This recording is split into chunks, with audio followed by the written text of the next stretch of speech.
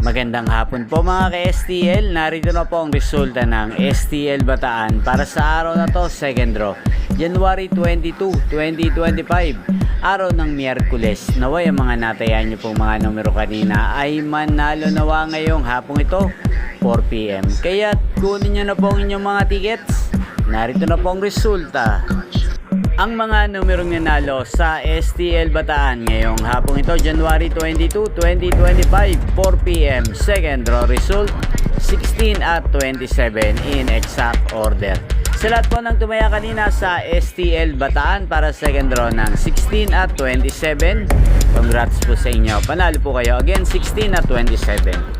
At ngayong hapong ito sa STL Bataan, natin pong i-shoutout si Kuya Eddie na laging nanonood sa channel na to. Shoutout po sa iyo, Kuya Eddie. Naway ang mga tinaya mo mga numero kanina, sana ay manalo na po ngayong hapong ito. At sa lahat po ng mga taga-Bataan dyan, shoutout po sa inyo. Naway nasa mabuti po kayong kalagayan.